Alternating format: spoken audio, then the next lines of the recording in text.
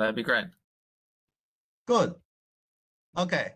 So, good evening, Matt, and good morning in Taiwan. Also, good evening, Chang Hong. And today is my great pleasure to have Professor Matt Holzer from George Mason University. He's going to report his recent result on the pushed and pulled invention front, but in singular perturbation systems, perturbed systems. And he will show us how to do a very important reduction of equations and apply the singular perturbation technique to study a dynamic. And I expect this would be a very amazing deep talk, and we are very curious about that. So let's welcome him. Okay, well, thank you very much for the invitation and for the kind introduction. So I can't see anybody right now, so if there's a question or something, just speak up so that I can hear you, because I won't be able to see anybody waving. But I'm very happy to be here this evening / this morning to talk about this. So this is joint work with Monty Avery from Boston University and Arne Shield from the University of Minnesota. So in terms of an outline, I'm going to start with a little bit of an introduction. So if you're not kind of familiar with these concepts of pushed and pulled fronts, which appeared in my title, I'll hopefully kind of explain those ideas to you. And then I'll move on to kind of the main portion of the talk, which is first of all kind of reviewing some persistence results for scalar reaction diffusion equations, and then applying these to a system of equations which takes the form of a Keller-Siegel type equation, which I'll explain in more detail later. But yeah, so in general, we're interested in kind of fronts propagating into unstable states. A lot of the talk I'll be kind of talking about kind of scalar equations, but I want to kind of emphasize that our interest here is kind of applying these ideas to systems of reaction diffusion equations. Yeah, let's go ahead and get started. So I just wanted to start, if you're not familiar with these kind of concepts, with just kind of some introductory material, right? So here we've got a scalar reaction diffusion equation. This is known as the Fisher-KPP equation. And it's a very kind of simple and canonical example of front propagation into unstable states. So if you can see my mouse here, can you see my mouse? Yes. Okay, great. So you have this reaction function, which is really just a logistic reaction function. So 0 is an unstable state, and you have a stable state at 1. And then you have kind of spatial diffusion also acting at the same time. And so what I'm going to show you here is just a numerical simulation of what happens here if you start from, say, Heaviside step function type initial data. So I think the movie actually starts at like time 1/2, so that's why it doesn't look like a step function, but this is really just the forward evolution of a Heaviside step function initial condition.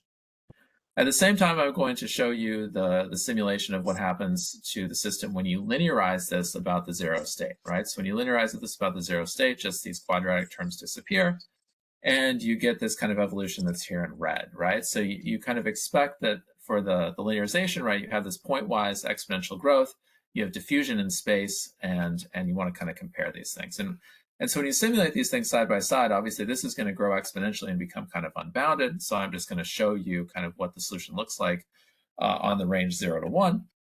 But something really remarkable happens when you simulate these is that the kind of interfaces really stay more or less kind of locked to one another, right? So you kind of notice their evolution between time, and the interfaces stay very close to one another.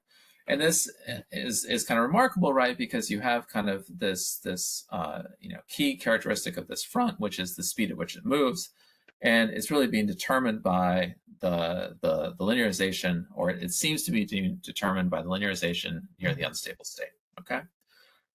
So if you wanted to kind of compute the speed of that, you can do just kind of a back of the envelope calculation. You have this kind of linear PDE. Let's kind of say, for example, we just write down kind of the heat kernel type solution. So you have kind of this pointwise exponential growth. You have your heat kernel type diffusion. And the speed associated to this is you say, okay, well, what is the speed at which a moving observer has to travel in order to keep pace with the instability, right? So if you were to go faster than the say, linear spreading speed, you'd see pointwise exponential decay. If you went slower than the linear spreading speed, you'd be witnessing kind of pointwise exponential growth. And the linear spreading speed is exactly kind of that point in between, okay? So if you look at this and just do a quick calculation, you can see that the linear spreading speed in this case is 2 times the square root of a. And so in this case, when a is equal to 1, you just get a speed of 2, okay?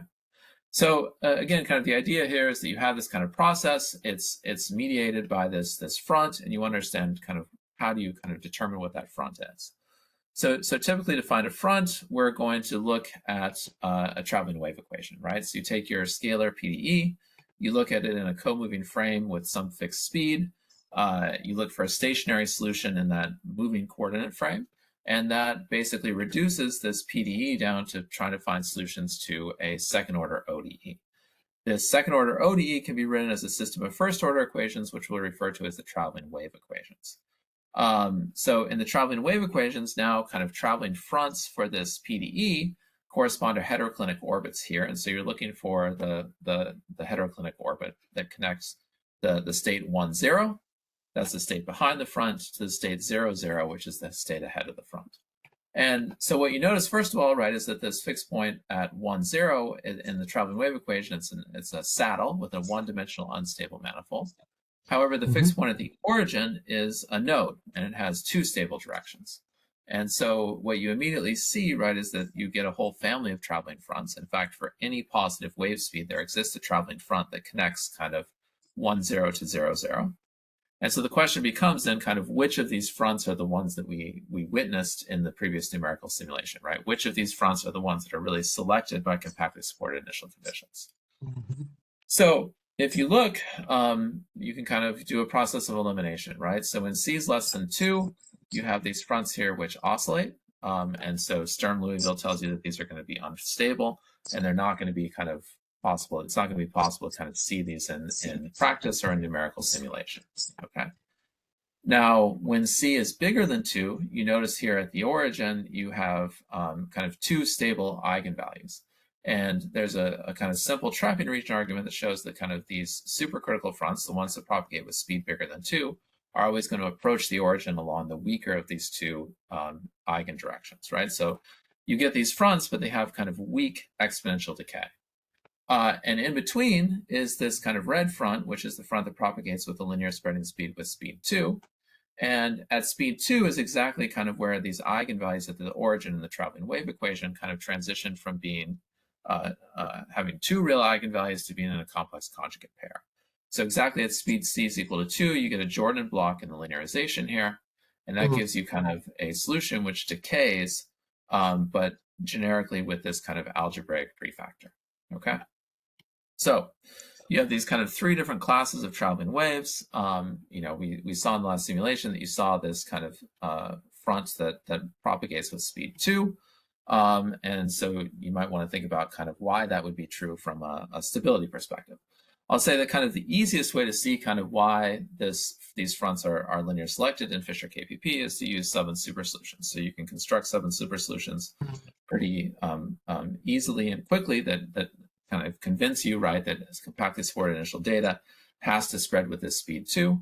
And I want to talk a little bit about the stability properties that are kind of consistent with that, okay? So if you look at this, I have a question. Yeah. Can you go back? Yeah. I have a question. I'm curious, why do you draw the curve, the tangent line at 0? What do you want to show this? Why do you want to show this? These dashed curves here? Yes. So yeah, so the dashed lines, this is the eigenvectors for the linearization Yes. of the origin. Okay. Is that important in this explanation? So the thing that I'm trying to emphasize here with these 2 lines here is that these fronts always have weak exponential decay. So the eigenvectors here for the linearization, when you have 2 real eigenvalues, this is always the strong stable one, and this is always the weak stable one. So the point is that these fronts that you see here, they have weak exponential decay in the sense that there's 2 possible decay rates, and it always kind of happens to have the weaker exponential decay. Yes. Does that make sense? Yes. Yep. Yes. Thank you. Okay. So you have these 3 types of fronts. What's different about kind of their stability properties? Well, so the first thing I think to understand is like that all of these fronts are unstable, meaning if you look at them or think about them as kind of if you linearize about these fronts and think about these as operators on, say, L2, the fronts are unstable because they are fronts that propagate into an unstable state, right? So the instability of that unstable state ends up showing up as essential spectrum when you look at the spectrum of these operators in, say, L2, okay? So you might ask yourself, if you kind of have all of these fronts which are all unstable, why do you see these things in simulations, right? Why are they relevant? And the answer is because, well, if you think about this intuitively, if you put kind of, say, a small perturbation near the front interface, it's possible for kind of the front interface to kind of absorb that perturbation and converge back to its original shape, okay? Now, if you want to put the same perturbation, but you want to put it way in front of the front interface, that's not going to work, because that instability of the zero state is going to cause that perturbation to grow before the interface can catch up to it. And so what that means is you need to somehow kind of scale the size of your allowable perturbations with their, so-called, or I guess informally, their distance from the front interface. And what this means is that you're really going to look at the stability problem in an exponentially weighted function space, okay? And so we can kind of work from this direction over, right? So in the case where you have speed less than 2, you have essential spectrum that sticks out into the the right half of the complex plane. You can kind of shift this spectrum around by using exponential weights, but it turns out there's no exponential weight that will actually stabilize the essential spectrum. So your spectrum is just always stable, regardless of the exponential weight that you work in. And so again, this is a manifestation of the fact that these are just really unstable fronts. Now, on the flip side, let's start here. So when C is equal to 2, you can come up with an exponential weight that kind of pushes this essential spectrum to the negative half line, but you can't do any better than that, right? So the best that you can do is kind of push this spectrum to the imaginary axis, so you get kind of marginally stable essential spectrum in the optimally chosen exponential weight. Now, that optimally chosen exponential weight happens to be exactly the weight associated to the front itself. So if you kind of think about multiplying this by e to the x, you still have kind of an algebraic prefactor here. And so what this means is that, you think about having a translational eigenfunction maybe embedded here at the edge of this essential spectrum. And because of this kind of algebraic prefactor, that does not happen in this case, okay? So you get kind of marginal stability here. Now, in the case where you're looking at faster fronts, you can actually, stabilize the essential spectrum using an exponential weight. But the exponential weight that you need to use to do that, it requires decay steeper than the front itself, okay? So in the case, in the situation, right, when you look in the exponentially weighted space that you need to stabilize the essential spectrum, you lose this translational eigenvalue. And so what that means is that these kind of supercritical fronts, in order to kind of see them in simulations, you need to prepare your initial condition in a very specific way. In fact, you kind of need the initial condition to have exactly the same exponential decay rate as the front itself. Okay? So you put this kind of spectral picture together, and you see that kind of in this Fisher KPP case, the front that you see is the one that is marginally stable in so-called kind of optimally chosen exponentially weighted spaces, okay? So that's the Fisher KPP case. This is kind of called pulled fronts, but it's not kind of what always has to happen. So you can look at another kind of scalar reaction diffusion equation here. This is called, it's referred to a number of different names. Kind of one of them is Nagumo's equation. So here you've got this kind of extra kind of term here. So when A is equal to 1, you recover exactly the same PD that I showed you earlier. But we're going to be considering kind of small values of A. So like A is equal to 0.15. And I'm going to show you the same simulation that I did in the very first time, which is I'm going to compare the nonlinear evolution of this PDE to its linearization at 0. So if you linearize at 0, now you get this kind of AV type term. But what you see now is a very different picture than what we started with, or what we saw in the first case, right? So here, the nonlinear front solution actually travels much faster than the linearized solution does, right? So you have an invasion speed that's greater than your linear invasion speed, okay? So what this means is that, you can't just kind of compute the invasion speed by looking at the linearization near the unstable state. You have to actually try to compute or construct kind of what this front is, okay? So when you do this, right, you can kind of look at the traveling wave equation again here, and I'm going to show you kind of what the fronts look like in the traveling wave equation as a function of kind of speeds, right? So if I start again, kind of like you're looking at a one-dimensional unstable manifold here, connecting to a two-dimensional stable manifold over here. So these fronts exist for all wave speeds, but we want to think about kind of what are the qualitative features of the fronts in each of these cases, okay? So when the speed is really fast, you end up having this kind of these fronts that kind of again kind of come in along the weak stable direction.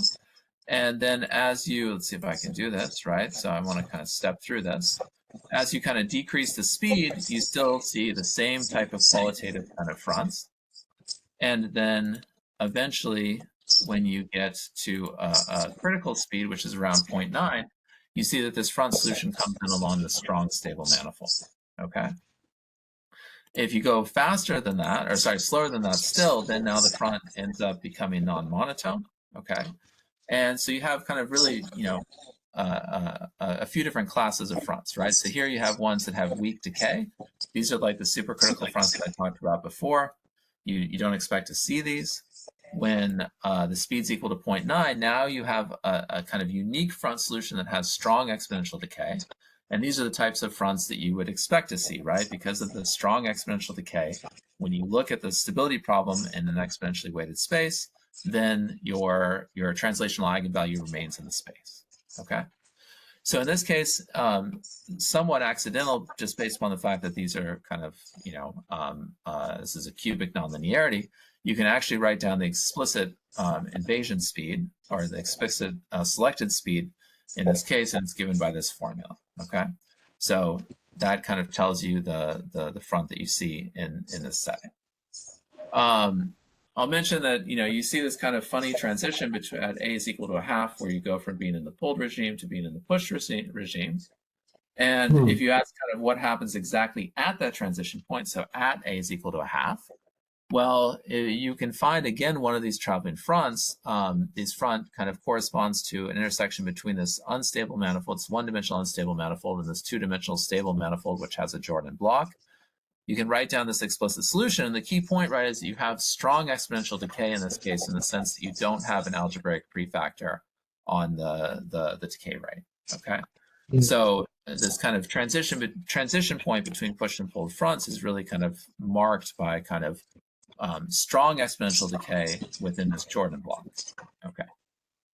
So that's kind of the background, I'd say, on pulled and pushed fronts, right? So just kind of recap, like pulled fronts, their kind of, you know, key characteristic is that the invasion speed in the nonlinear system is exactly the same as the invasion speed in the system linearized about the unstable state. And it's actually why they're called pulled fronts, because you think about kind of what's driving the instability, or sorry, driving this front is really the instability of the state ahead of the front, okay? These things generically have kind of decay rates which come from Jordan blocks, right? So you have this kind of algebraic prefactor on whatever your exponential decay rate is. You have marginal stability in the form of continuous spectrum that kind of comes up to the imaginary axis but can't be stabilized in a different way. Typically, you have a lack of an embedded translational eigenvalue, and you have this kind of well-known algebraic convergence to the front, in the sense that kind of the difference between the front position has this logarithmic kind of the difference between the linear spreading speed and the actual speed that you see in the simulation is growing logarithmically in time with this prefactor. Okay. So that's pulled fronts. Pushed fronts, here kind of the speeds are determined by really nonlinear effects. And so to kind of compute the speed in the pushed case, you really need to analyze a traveling wave equation, and you need to be able to kind of construct a traveling front in that traveling wave equation. That, of course, is very difficult to do. It's a little bit, you know, of a happy accident that you can do this in Nagumo's equation so explicitly, but in general, this is a very challenging thing to do.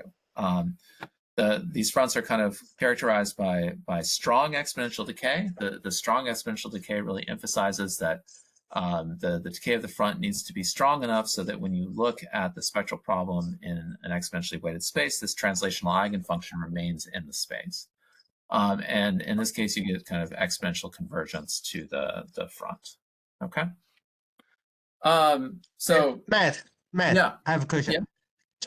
just for curiosity, you say typically larger than linear speed. Do you have example lab which is smaller than linear Yeah, speed? there are some kind of interesting examples in that way. There's so I can give you some references maybe after the talk, but Okay. yeah, it's a Curious. little bit of a degenerate situation, but it does arise quite a bit. So like it actually happens in lockable Terra, for example, in certain parameter regimes. But yeah, I can maybe give you some references on that. Okay, but can you determine whether it's smaller or larger a priori, not doing any analysis, but from the form of a linearity or do some linear Okay, analysis? so if I understand your question correctly, like so for a given system, it will generally be Yes. the case that the linear spreading speed is a lower bound on the invasion speed. Oh, really? Okay, I see. So for most equations, that's the case. There are some kind of examples where that's not the case, but those kind of come in a very specific kind of Okay, form. okay. So Thank you. yeah, okay, Okay, thank you. yeah.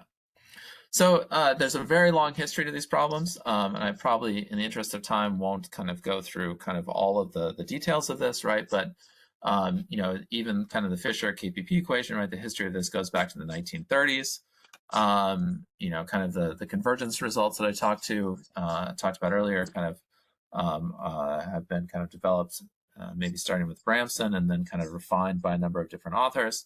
It's interesting that kind of this kind of study of kind of invasion speeds in these reaction diffusion equations paralleled kind of work in the plasma physics literature, where people were trying to understand the spreading speed of linear instabilities with kind of trying to determine or differentiate between absolute and convective instabilities.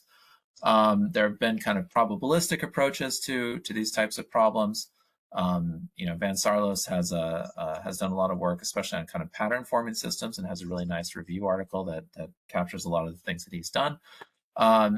Obviously, kind of if you have a comparison principle, or more generally in systems of equations, if you have kind of a monotone system, there's a lot of tools that you can kind of bring to bear in that setting. And so this is a very limited list of people that have kind of contributed in that area.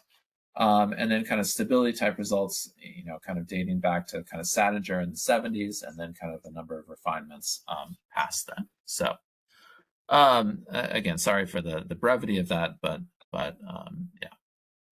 Okay. So to get to kind of, I guess, the main point of the talk here, right, is that we want to kind of think about kind of invasion speeds in systems of reaction diffusion equations. So I talked about kind of the scalar case earlier.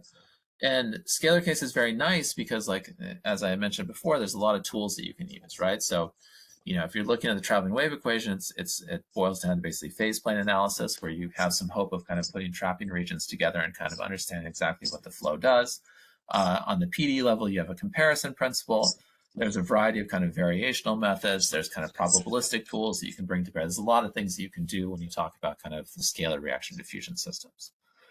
When you go to systems of equations, right, depending on what equation you're looking at, these tools, you know, might not apply anymore. They might apply in some sort of a limited context, or, you know, if they do apply, they might be much more challenging to kind of use once you kind of leave the scalar reaction diffusion equation setting and go into systems of equations. So given that kind of complexity, you know, what you might imagine doing is kind of given a system of interest, take a parameter in the system, look at some asymptotic limit, whether you're making that parameter large or making it small. And hopefully when you do that, you can kind of take your system of equations and reduce it down to a scalar reaction diffusion equation. I have equation there twice, I'm sorry. So that's kind of what the point of this talk is, right? So to just give you an example, and I'll come back and talk in more detail about this example in particular, right? So here's a system of reaction diffusion equations. Let's not worry so much for now exactly where they come from, but here's a parameter, right? So you take delta, you set it equal to 0. When you set that equal to 0, formally you see that u has to equal v, okay, or should equal v. You take u and plug it in and make it v in the first equation, or vice versa, and what you get is a scalar reaction diffusion equation. Mm-hmm. So, you know, the goal here is to kind of say, okay, this is a reduction, right? And we want to kind of make this reduction rigorous, right? So we want to kind of be able to say, okay, under what circumstances when you do a reduction like this, is kind of the results that you get in the reduced equation. When will they kind of transport back to the full equation? Okay, so that's really kind of what this project is about. We're doing it in this very kind of specific context, but I think it does apply in other contexts as well. It won't apply always, right? I have examples where that doesn't work, but anyways, it should work in some contexts. So, and so mathematically, kind of what the idea is to kind of combine kind of some regular perturbation results, and I should emphasize that these are really kind of results of Monty and Arens, right? This is stuff they did before I was involved, and combine that with kind of singular perturbation theory to kind of do this reduction and to make this reduction rigorous. Okay, so that's kind of the goal here. So the first thing I'll do is kind of run through a little bit kind of how these kind of regular perturbation results work. Then I'll talk about the singular perturbation theory and kind of hopefully bring this back together and show kind of how this works in this particular context. So I apologize for these kind of homemade drawings, but I want to kind of work through kind of like how you might talk about persistence of traveling fronts in scalar equations still, okay? So let's say we have a reaction function that depends on a parameter delta. And we've kind of scaled this reaction function in such a way that we always have a fixed point at 1, and we always have a fixed point at 0 for any value of delta. And we're going to start just to kind of get our bearings with the bistable case. So both 0 and 1 are stable states for the reaction function. And so in this context, let's suppose that we have kind of a traveling front that's represented by a heteroclinic connection. And it's this heteroclinic connection between a fixed point with, say, a 1-1 saddle, with a one-dimensional unstable manifold, and then a 1-1 saddle with a one-dimensional stable manifold. So the idea is that you have kind of one of these fronts, you want to, or one of these heteroclinic connections, you want to perturb it in delta, and you want to ask whether that front or heteroclinic connection still persists. And of course, we know that these are not structurally stable, so if we kind of make an arbitrary perturbation, we don't expect this heteroclinic connection to persist, we expect it to break. And so to kind of, retain a heteroclinic connection or a traveling front, you need an additional parameter to kind of repair this break with. And so, historically what you use is the wave speed, and what you can show is that that this front will persist, although with a slightly different kind of speed. So again, this is a very old problem, right? This is not new what I'm saying, but I just want to run through kind of like how you might show this using the implicit function theorem, right? So so you're looking for basically a traveling front solution, so something that's a solution to this ODE. These front solutions come in, one parameter families, so you need some sort of phase condition that restricts yourself to looking at just one of these fronts, and that's kind of what this phase condition is here. Okay. You want this to, you're trying to apply the implicit function theorem, right? So you want to think about this as an operator on a function space. So if you want to use something like the Lebesgue spaces, you need to localize your problem. So you're going to write basically your heteroclinic connection or your traveling front Q as something that's kind of an asymptotic cutoff function. So this is something that satisfies basically 1 at minus infinity, and which is compactly supported on to the right, plus W. So this W function is going to be kind of more localized, and it's going to be something that you can think about as being, because it's exponentially localized, you can think about it as being an L2. So now you have an operator from H2 cross R2 into L2 cross R, and you can try to apply the implicit function theorem, right? So let's say when delta is equal to 0, we have the existence of one of these fronts. So we have a core function W naught, we have a speed C naught. You look at the linearization in W and C. This turns out to be a Fredholm index 0 operator. You can check that it has a trivial kernel. So the only thing that's in this kernel is the translational eigenfunction Q0 prime. But you see from the second condition that this is not consistent with being in the kernel, so there's no kernel elements. So the implicit function theorem tells you that you can kind of continue this front or this heteroclinic orbit in delta.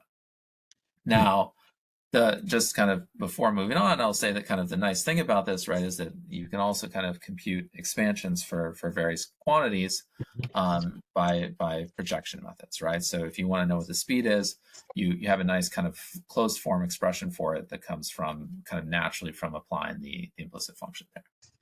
So this is the bistable case. Let's talk about what happens in the pushed and the pulled case, starting with the pushed case. So the pushed case is very analogous to the bistable case. So now we have kind of one of these traveling front solutions given by a heteroclinic. This heteroclinic comes in along a strong, stable direction. That's important, okay? And we want to understand basically whether this heteroclinic is going to persist under perturbations. Well, first of all, you can see because now we have a one-dimensional unstable manifold intersected with a two-dimensional stable manifold. In general, this connection is going to persist, right? So the issue, though, is that in general, that when you make a perturbation here, the perturbation might end up coming along this weak stable direction. And we really want a front that comes in this strong stable direction so that it will have the right stability properties to be selected. So let's kind of walk through a little bit kind of the analysis that we just did, right? So the same thing, you want to kind of apply the implicit function theorem. So you're going to look at this linearization. And the issue, though, is that when you look at the linearization, you still get a Fredholm operator, but it has a positive index. And so the positive index comes from kind of this term here. So this term in the upper right, which is the linearization about the front when delta is equal to 0. And the issue is that it still has a kernel, right? So it has a one-dimensional kernel spanned by this translational eigenfunction. But the candidate co-kernel function, notice it has this kind of prefactor where you grow in exponentially in x, right? And so if this front has a weak, even if this front has strong decay, this exponential growth is going to be too much, and this candidate co-kernel function won't be exponentially localized, and hence won't be in L2. Okay, so that's where you get this Fredholm operator with positive index. So the resolution of this is kind of you won't be surprised, right? You need to work in an exponentially weighted space. So you end up kind of doing the exact same thing, but instead you work in an exponentially weighted space. Now, the key point, right, is that you need to work in an exponential weight that's, not so great to kick the co-kernel out of the space. But the advantage is that, so if you think about the co-kernel, right, the adjoint operator, if you're looking at this operator on an exponentially weighted space that enforces exponential decay at some rate, the adjoint operator naturally operates on a space that allows exponential growth at the same rate, okay? So it's possible to find a weight in this case where the co-kernel still has dimension 1. Sorry, the kernel remains having dimension 1, but the co-kernel, this function ends up actually being in the right space to be an element of the co-kernel, okay? So you end up recovering a Fredholm index 0 operator, and you apply kind of the same argument as what I just I said for the bistable case, okay? So again, so the push case, very similar to the pulled case, and stability kind of, again, because we're talking about kind of scalar reaction diffusion equations, you have Sturm-Liouville, and as long as you know this thing is monotone, you get that it's going to be stable. So that's the pushed case. Now the pulled case is where so things Matt, really... I have a question. Matt. Yep. Can you go back? Yes. So here, somehow one has to introduce a weighted space. Okay, this L eta. But this reminds me of the result of the Kevin Chunbun, and in his semi-group analysis, C0 perturbations they don't need the weighted space. Can you apply such technique in this setting? So I don't know exactly the work that you're talking to well enough to say. I think I mean my recollection of kind of the stuff that he works on, right, is that you don't have kind of unstable states. You might have kind of states where you have, say, marginally stable states where the essential spectrum touches the imaginary axis. And in most of the cases that I'm aware of with his work, the problem is that you can't really use exponential weights to push that spectrum off of the axis, right? So this is a little bit of a different situation here, right? Because the issue is really that if you don't work in exponentially weighted spaces, then this heteroclinic that comes in along the weak stable direction is a front that persists, right? And you really want to kind of retain this idea of having this unique front, and this unique front is the one that has strong exponential decay. So once the dynamical systems way to think about this is really you're not looking at an intersection between a one-dimensional unstable manifold and a two-dimensional stable manifold. You're looking at an intersection between a one-dimensional unstable manifold and a one-dimensional strong stable manifold. And in that setting, it really is the same as the bistable case, basically. And that's Okay, what the thank you. exponential weighted space does as well. So, okay. Nice, Okay. thank you. So the pulled case is really where things get different, okay? And so this is the part that is really kind of Monty and Arndt's work that appeared in this paper in 2022. So the issue here is now you have a Jordan block for your linearization at the origin, right? So you have this kind of one-dimensional unstable, two-dimensional stable. Again, like if you perturb this, you expect the front to persist. The problem, though, is that again, you don't know about the spectral properties of this, right? So if you perturb this and it destroys this Jordan block, and what you end up with is oscillatory eigenvalues, then you're going to have an oscillatory front. This is going to be unstable and you're not going to see it, right? On the other direction, right, if you perturb this in such a way that you get two real eigenvalues, you might get one of these fronts that have, again, weak exponential decay and not be selected, right? So what this means is that, you know, when you perturb, you also want to kind of adjust your speed at the same time so that you retain this Jordan block structure, okay? So the first main difference here is that you kind of lose this the speed as a free parameter, right? So you're trying to construct these fronts, you want them always to be at the linear spreading speed, and that forces you to kind of stay in the speed that gives you a Jordan block in the linearization at the origin, okay? So that's kind of the first difference. Now, the key idea here, right, is that if you have a pulled front, what I kind of emphasized earlier is that these fronts, again, you have this Jordan block structure, so you have this kind of algebraic prefactor on the decay rate. And so your front has asymptotics that looks like this, okay? Again, you no longer have a free parameter for your speed, but you want to try to kind of set up the same type of argument. So the issue, though, is that when you look at kind of this linear operator B0, if you look in, say, a space with no weight, just as in the push case, you have a Fredholm operator, but with positive index, okay? So you might try to do the same thing as you do in the push front case, which is to kind of increase the weight that you use in the exponentially weighted space. And the problem, though, is that, like, you know, if you increase this weight up to exactly the decay rate of the front, you no longer have a Fredholm operator. And if you make it steeper than the front itself, then what happens is that the translational eigenfunction that was in the space gets kicked out of it. So you lose your kernel and you pick up this co-kernel. So your Fredholm index jumps from 1 to -1, okay? So, you know, in order to apply the implicit function theorem, you need to somehow kind of like recover a Fredholm index 0 operator. And so Monty and Arndt's kind of approach and their idea was to say, okay, well, we know exactly kind of what's causing this jump in Fredholm index from 1 to -1.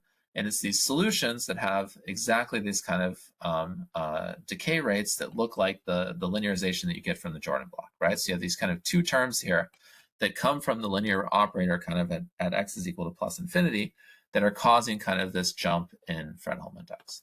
So what they do is they say, okay, we still want to localize this thing, but we want to localize it in such a way that kind of this W function now has actually stronger decay than the front itself.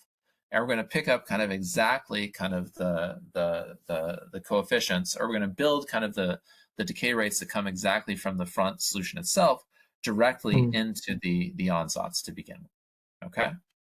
So I won't go through all the details of this, but except to say that it works, right? So if you look at kind of the linearization of the operator G, now with respect to these three variables, you get kind of this really what looks to be kind of complicated linearization, but the moral of the story, right, is that you end up with a Fredholm index 0 operator.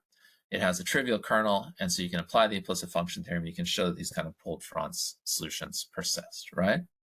So I think really kind of the key idea here, right, is this kind of what they call as a far field core decomposition, right? So this is kind of capturing what's happening near x is equal to plus infinity.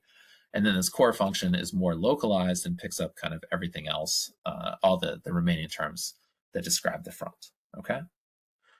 So you have this you know, pulled front at delta is equal to 0. Let's say A naught's positive so that it's monotone. You perturb it, you apply the implicit function theorem. Now you can solve for basically A as a function of delta. This function A as a function of delta is continuous in delta, it's smooth in delta. So what the point that I'm trying to make, right, is that if your front's monotone when delta is equal to 0, it's going to remain monotone for delta sufficiently small, okay? And so at least in the scalar context, what this tells you is, again, by Sturm-Liouville, that your fronts, monotone fronts are going to perturb to monotone fronts, and stable fronts, therefore, are going to perturb to stable fronts. Now, later, we'll kind of need to think about perturbations that are a little bit different. So we could also kind of talk about kind of, how you show that you could look for kind of eigenfunctions directly and show directly that you don't have kind of eigenfunctions popping out of the essential spectrum as you kind of vary delta. So the argument to do that is really built along kind of the same type of idea, right? So you have this kind of family of fronts parameterized by delta with all these kind of little delta dependencies. You're going to look for point spectrum in a weighted space with exactly kind of the decay rate associated to these pulled fronts. You're going to note that basically, so long as this A delta is not 0, then the derivative of the front profile has this algebraic prefactor. So when you look at it in an exponentially weighted space with this decay rate, you have something that's growing. So this is not an eigenfunction in the weighted space. So if you're going to look for basically, eigenfunctions, you're looking for bounded solutions to this differential operator. Lambda ends up, kind of not appearing very nicely in these expressions. So you kind of regularize it by introducing this gamma squared. And then you do a Sturm-Liouville decomposition. And I won't go into all the details here, but basically you can show that when delta and gamma are 0, meaning when lambda is equal to 0, and when delta is equal to 0, this is basically the analog of an Evans function. If it's 0, it will tell you that there's an eigenfunction, and it's a smooth function in delta and gamma. So you know that the absence of an eigenvalue at the origin in delta and gamma implies that you don't have an eigenvalue close when you perturb either in delta or in gamma. Okay, so that's kind of the idea there. Okay, so one kind of comment I guess I'll make before kind of getting into the main example here. Here's a system of reaction-diffusion equations. It's actually Fisher KPP in the U. You've got this V component, which is kind of simple, right? It decays pointwise exponentially fast due to this term. It also diffuses. There's spatial diffusion coming from this diffusion term. And so what you want to think about is, okay, well, what happens in this system, and especially if delta is like a very small parameter, right? So if delta is equal to 0, you know what's going to happen in the U equation. This is Fisher KPP. You're going to see a front moving with speed 2. And so what you would hope is that basically when you perturb in delta, right, so when you make a small perturbation in delta, you would hope that the speed in the perturbed system would be close to the speed in the unperturbed system. And so in fact, like you can see, right, so when delta is equal to 0, you have an explicit solution, which is the KPP front comma 0, okay? It's a monotone front, okay? And it's the slowest monotone front. And so the issue, though, is that when you kind of simulate these things, so I'm going to simulate blue is going to be kind of the V component, it's going to just disappear, and you're going to see kind of two different kind of evolutions here. One is the uncoupled case, which is this purple. The other one is the coupled case, which is the red. And what happens is that in the coupled case, you see a faster invasion speed, okay? So the point, yeah? Sorry. The point here is that you have this kind of, again, you have this kind of family of fronts that exists that are monotone and for which speed 2 is the slowest monotone front. But when delta is not equal to 0, you lose stability, okay? The reason that you lose stability comes from basically the fact that when you kind of, this V component serves to basically alter the decay rates of the U component, okay, and lead to faster invasion speeds. But the main point that I'm trying to make here is that you really need to consider stability when you move from the scalar case to the systems case, right? So in the scalar case, we have this nice kind of correspondence between monotonicity and stability and selection, all coming from Sturm-Liouville. And when we move to systems, in general, we kind of lose that structure. So, okay.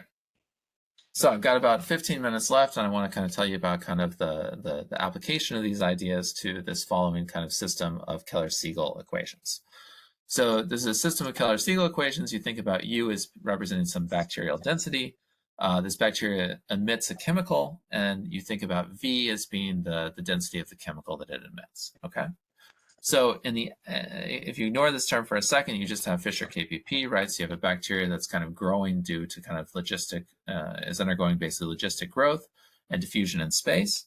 At the same time, this bacteria U is creating this chemical V. The chemical V is degrading at a certain rate, and it's diffusing in space, okay?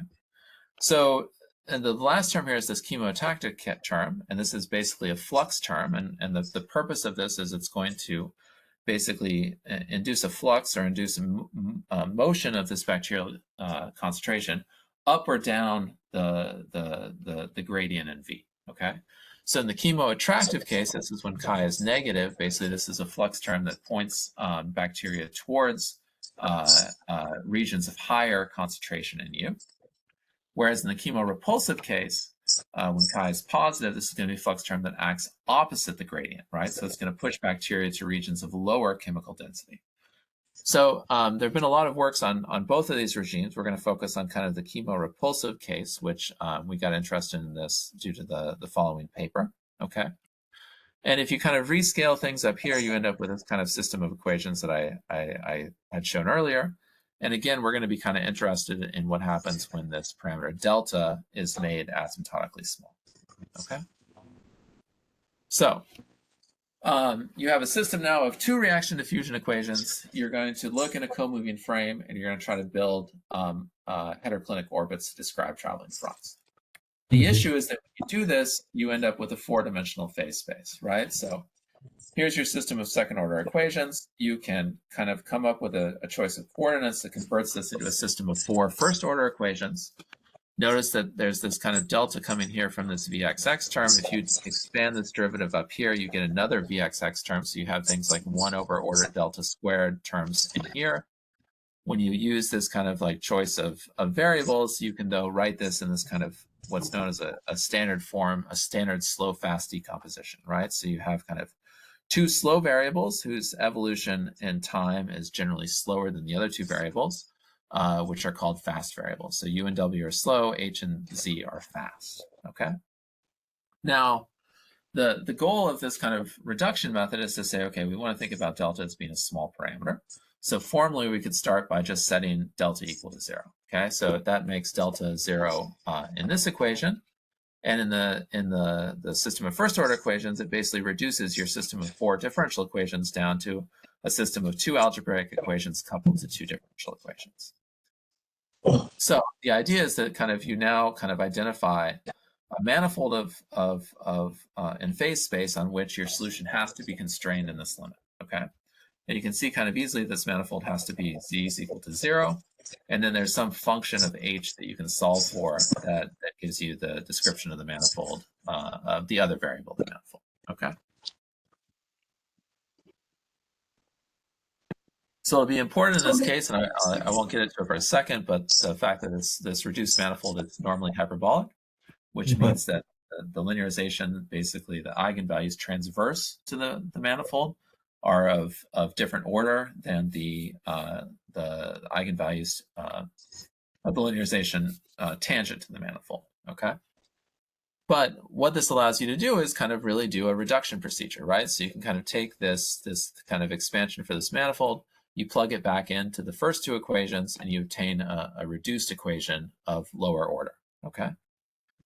So when you do that, so you take this kind of function of h that you get down here, and you plug that into the first equations, you get a system of two first-order equations, and actually this ends up being corresponding exactly to a scalar reaction-diffusion equation, okay? So if you distribute this derivative here, you see it's really a scalar equation that involves a slightly nonlinear diffusivity, but still it's a scalar reaction-diffusion equation, and you actually can solve and compute what the selected spreading speed is in this limit, and you find that depending on this parameter d1, you can either be in the pushed regime. If d1 is less than a half, you get an invasion speed with this form, whereas if d1 is bigger than a half, you get an invasion speed of this form, okay? And you know kind of everything about the marginal stability of these fronts. So again, kind of this existence result in this reduced case has been studied by a number of authors, and stability is given by Sturm-Liouville again. Okay. So you have these fronts in a singular limit. You want to kind of take these back to the full system, and so let's talk about kind of how you make that work. So what you have here is, let's go back to this kind of system here, right? So you know kind of what happens when delta is equal to 0. You have this kind of so-called slow manifold, and what you want to understand is what happens for delta small but near 0, okay? But non-zero, sorry. And so in that case, again, kind of due to the normal hyperbolicity of this manifold, we have a very nice and classical result by Finichel, among others, that says that normal hyperbolicity of this manifold implies that this manifold will persist for delta small. So in particular, there exists for any delta sufficiently small a slow manifold M delta. The important properties of this are that it's invariant under the flow and it contains all of your locally bound solutions. So in particular, those fixed points for the full system have to be contained inside M delta, okay? And then moreover, M delta can be written as a graph, okay? And this graph has basically an expansion, which is smooth in delta. And if you set delta equal to 0, you just retain exactly the slow manifold that you started with in the reduced case, okay? So this is a rigorous result that tells you that kind of your manifold that contains your interesting solutions in the limit delta equal to 0 is going to perturb to a manifold that contains your interesting solutions when delta is small, okay?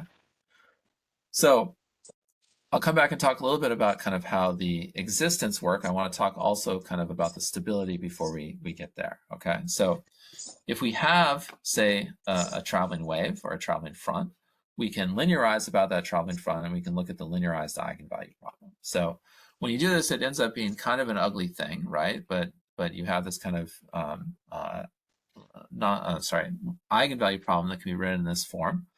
It can again be expressed as a system of 4 first-order equations, and it again has this slow-fast decomposition. Okay, so what our approach is to kind of think about this as just kind of one big problem, right? So you've got this existence problem over here, and provided you can kind of find a traveling front in the existence problem, then you can also kind of consider the stability problem simultaneously.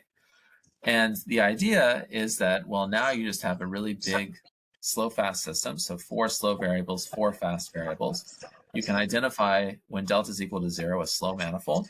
This slow manifold is normally hyperbolic, and so by Finichel, it's going to persist. And so that's kind of the main result here, right? So you've got this kind of existence problem for which you can write this perturbed slow manifold as a graph, which is smooth in delta and which limits on the slow manifold in the reduced case when delta is equal to 0.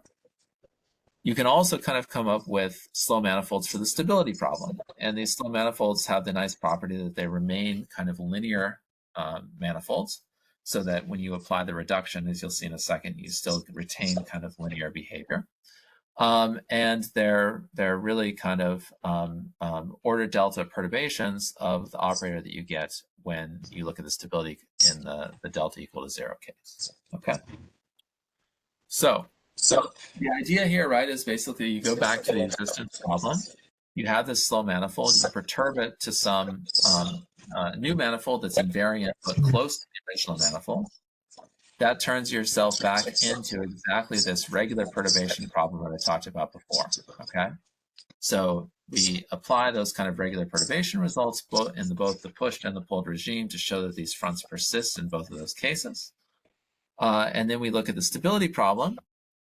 And the key point, right, is in the stability problem, you're looking for bounded solutions. And so you have this kind of invariant manifold that contains all of these bounded solutions automatically. And so now you've kind of reduced this down to basically a stability problem for the linearization about a scalar reaction-diffusion equation. And so again, you can kind of use the stability in the limit as delta goes to 0 to show that you retain stability for sufficiently small perturbations in delta, okay? So to put this all together, this is basically the result, right? So remember that we have that there's, okay, so if D was larger than a half when delta is equal to 0, you have pulled fronts with the linear spreading speed. If D is less than a half when delta is equal to 0, you get pushed fronts. You find the existence of basically a curve, D1 star of delta, where again, you have a boundary between pulled and pushed fronts. So if you're bigger than that D1 star, you get pulled fronts. If you're less than that D1 star, you get pushed fronts. It's a little bit of kind of a fun and interesting kind of fact that because of the reduction to this Nagumo equation, again, kind of owing to the fact that you have this kind of cubic nonlinearity, you can actually work out explicitly kind of the first order kind of correction for the speed in the pushed case. You can work out kind of an expansion for basically this curve where you kind of have this boundary between pushed and pulled fronts. And you're able to kind of, again, I think the main point right here is to kind of be able to do this reduction, obtain the spreading speed in the reduced case, and then show that this basically reduced behavior perturbs nicely back to the full system for delta sufficiently small. Okay, so I think I'm basically out of time. One thing that's kind of interesting is that, you get this kind of estimate for the transition curve between these pushed and pulled cases. You kind of expect this to be valid for maybe, small values of delta. It turns out to be valid for a really large region of delta, right? So that was kind of a surprise to us and might warrant kind of, more investigations in the future. But for the time being, since I think I'm at time, I'll just kind of stop there and say thank you very much for the invitation to come join you this morning and give a talk. And I'd be happy to kind of address any questions. Thank you, Matt. Thank you very much.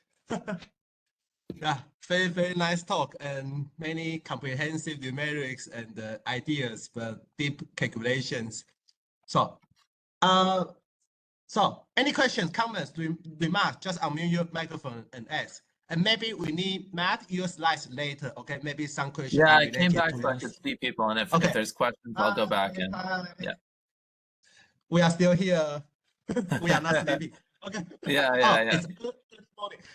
Okay, so any questions? Yes, Changhong, please. Yeah, Matt, thank you for your nice talk. Very interesting. Thanks for coming. I have a question about your main results is about the Keller-Seeger equation systems, and here the V equation is elliptic type. Right. So if we consider parabolic type for equation V, so it looks like your method still work. Am I right? Yeah. So if you make that elliptic in the second variable,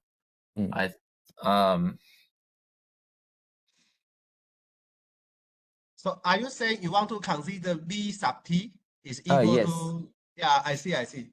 Yeah. So like, if you, let's see. So do you see my slides now? Yes. Yes. Yeah. Thank you.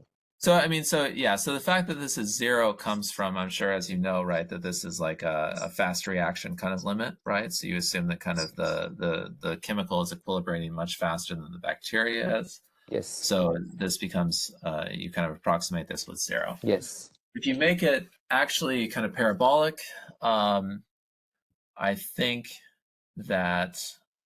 So first of all, I mean, there is some work on this, I think, in the chemoattractive case by Salako and Shen and maybe some collaborators. I don't know a lot of the details of that. I mean, I think, as with any of these things, right, the question is like, can you obtain this reduction, and in the limit, can you say something about it, right? So, there's no a priori obstacle to kind of including a parabolic term here as opposed to an elliptic term. The challenge is, right, you have to be able to kind of come up with a reduction where you can still kind of say something, right? Yes. So I haven't thought about it enough, nor do I kind of know these references well enough to really kind of feel confident saying something about that. But yeah, does that make sense though? Yeah, thank you. Yeah, it's a very good and natural question. I wish I had a better answer for you. May I ask one more question? Yeah, please. Sorry. Yeah. So for your main result, you have can you go back to your slides for your main result? Yeah. Yes. So I'm curious about your third conclusion. Generic pushed to pulled transition. So Yep. in this case, do you guys prove the asymptotic behavior, the decay rate of the solution? Do you? Yeah, so okay, so what you can prove, okay, so what we're proving there is that, and I kind of alluded to this earlier, right, is like you have pushed fronts if you have this Yeah. kind of intersection with this strong stable manifold. You have pulled fronts if you have kind of the connection to this Jordan block, and you have this kind of asymptotic monotonicity in the sense that this A parameter is non-zero, right? Yes. Yes. So the transition point is basically where this parameter A is zero, right? Yeah. So what we're able to do is basically, by the implicit function theorem, kind of track where this parameter A is 0 in delta. Okay. So that's really kind of what you're saying here, is that basically the kind of curve in parameter space where A is equal to 0 has exactly an expansion like this. I see. Okay? Yeah. Now, when delta is equal to 0, you can kind of show that this is actually kind of this is transverse, right? So it actually kind of hits 0, and then on the other side it becomes negative, right? Yes. And so that kind of transition also kind of perturbs to the delta small case as well. I see. So, does that make sense? Did I answer your question? Yeah, very clear. Thank you. Okay. Yeah. And now I have a question. Can you come back to your side about the combined combined existence or stability? Like you have a two-step reduction. Yep. Yep. So here, I want to check my understanding. So you have a system of 4 equation, and you use the Fisher theorem to reduce to 2 equation. And somehow you use a regular perturbation and this far field decomposition to reduce to 1 equation. Is that correct? Well, so the way that I would think about this, right, is like, okay, let me find the right slide. So let's focus on the existence problem, right? So yes, you have this kind of 4-dimensional problem here, right? Mm-hmm. But you know that within this 4-dimensional phase space, there's an invariant manifold, which is this M delta, and it contains both the fixed points for your problem. And so what you do is you basically, take the formula or the expansion for that invariant manifold, plug it into the first 2 equations, and that gives you this reduced equation. Yes. Okay. Now, when delta is equal to 0, this ends up being exactly the limiting equation, right? Yes. And so you know when delta is equal to 0, whether you have pushed fronts, whether you have pulled fronts, whether you're at a transition point, right? And then because you're just looking at basically a scalar equation with a delta perturbation in it, you're really just talking about kind of, regular perturbations of these fronts in that limit. Okay. Yes, I see. Does that make sense? Okay. The system of 2 equation is a single parabolic elliptic equation. Yes, exactly. Yes, I see. So this can be rewritten as a second order equation. Yeah. Okay. I missed this. I see. Yeah. So the stability is and you can study the same. You can use the same reduction to study stability, not just existence. And yeah, you can do the same type of reduction to look at the stability analysis. Yeah.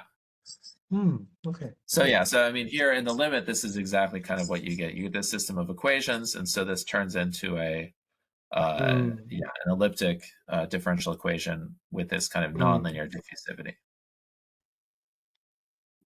Okay, thank you.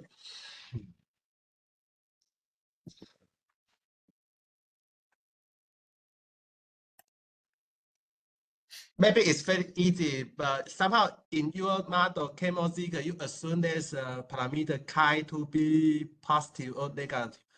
I think positive, right? Yeah. I guess. Yeah.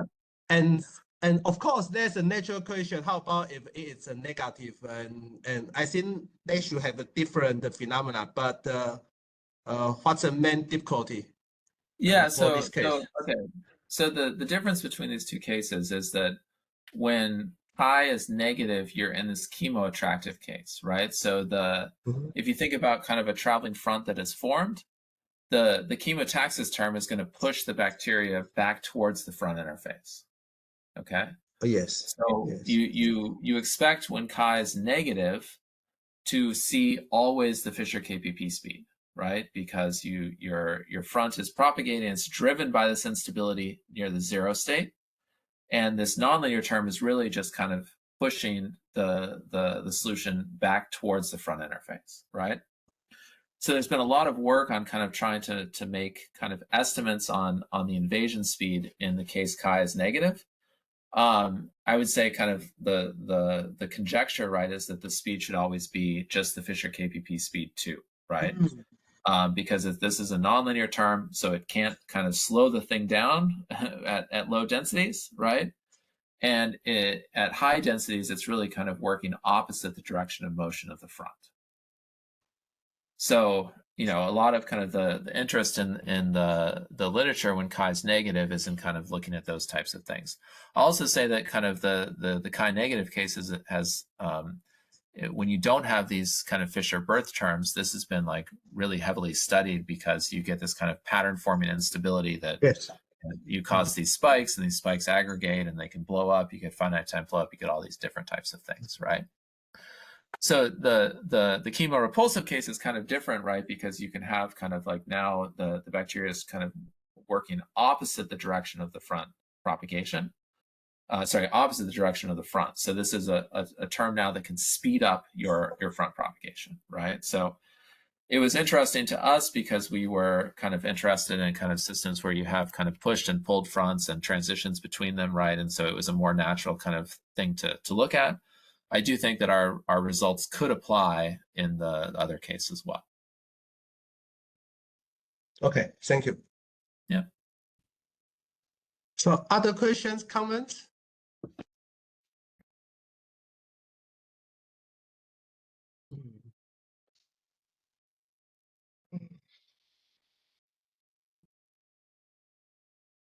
I have a question. Today you the existence and stability, and then you use the maybe not an idea, because today at the beginning of the talk I discussed the marginal stability criteria or something with you, and I think it's related to the selection of the front. And have you studied the selection of front?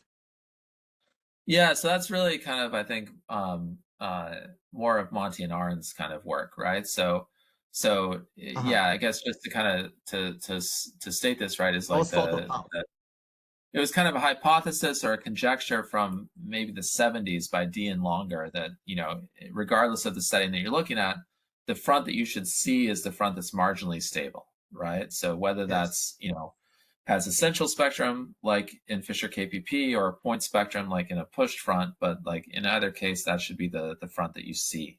And so Monty and Arndt, their kind of main result in this 22 paper is that they show that for a large class of systems that marginally stable fronts attract a certain class of compactly supported initial data, right? So there's a class of compactly supported initial data that will converge to marginally stable fronts under kind of some generic hypotheses. But yeah, does that answer your question? Partially, I would say, but my question is this hypothesis, if this is true, is it still true under perturbation? Maybe like this. Maybe my question is naive. Yeah, okay. So I see what you're saying, right? So if you attract, yeah.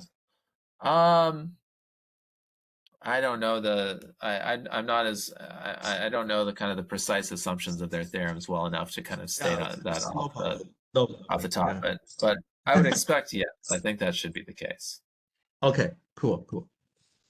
Good. So other questions, comments? Okay, if this is not the case, let's thank the speaker, Professor Matt Holzer again. Yeah. Thank you. Thank you. Thank you very much. It's already 11 p.m. Thank you. Yeah, time for me to go to bed and you guys get to go to your work day. So anyways. Yes, and yeah. Well, thank you very much. It was nice to meet you. And and hope to see you somewhere in the world sometime. Yeah, that would be really great. So okay. Okay. All right. Thank you, everybody. Goodbye. Have a good night. Thank you. Bye-bye. Bye.